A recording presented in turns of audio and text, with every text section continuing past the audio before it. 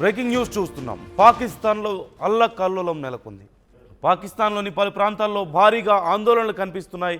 ఆందోళనకారులపైకి పంజాబ్ ప్రావిన్స్లోని పోలీసుల కాల్పులు కనిపిస్తున్నాయి. కాల్పుల్లో ఇప్పటివరకు 11 మందికి పైగా ఆందోళనకారులు మృతి చెందారు. గాజాలో భారీగా మరణాలు నమోదవుతున్నాయి. ట్రంప్ శాంతి ప్రణాళికను నిరసిస్తూ టీఎల్పీ ఆందోళనకు దిగింది. ఇస్లామాబాద్లోని అమెరికా ఎంబసీని ముట్టడించేందుకు ప్రయత్నం చేస్తుంది.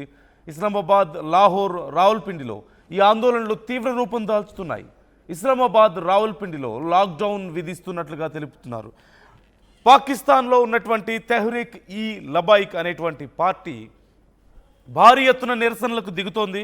ఇప్పటికే లాహోర్ వ్యాప్తంగా తీవ్రంగా ఆందోళనలు వెల్లడిస్తున్నటువంటి ఆ పార్టీ ఇస్లామాబాద్ వరకు మేము మా ఆందోళనలు తెలియజేస్తామంటున్నారు. ఇస్లామాబాద్లో ఉన్నటువంటి యుఎస్ ఎంబసీని మేము ముట్టడిస్తాం అని, అలాగే యుఎస్ ఎంబసీలో పనిచేస్తున్నటువంటి వాళ్ళని వెంటనే వెనక్కి పంపించేయాలంటూ కూడా వాళ్ళు డిమాండ్ చేస్తున్నటువంటి పరిస్థితి కనిపిస్తోంది.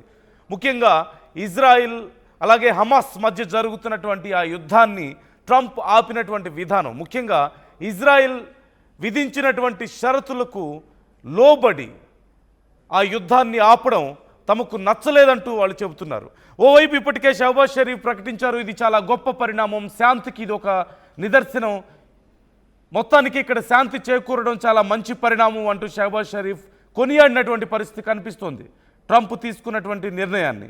ఇలాంటి పరిస్థితిలో ఇజ్రాయెల్ వైఖరిపైన, ఇజ్రాయెల్ వ్యవహరించినటువంటి తీరుపైన ఇన్నేళ్లుగా ఇజ్రాయెల్ పొట్టను పెట్టుకున్నటువంటి అనేక మంది ప్రజల ప్రాణాలకు మేము సంఘీభావం ప్రకటిస్తున్నాం, ఇది కరెక్ట్ పద్ధతి కాదు, ఖచ్చితంగా గాజాకు మా మద్దతు ఉంటుంది అంటూ భారీ ఎత్తున పాకిస్తాన్ ప్రజలు, ముఖ్యంగా తెహ్రీక్ ఈ లబాయిక్ అనేటువంటి పార్టీకి సంబంధించినటువంటి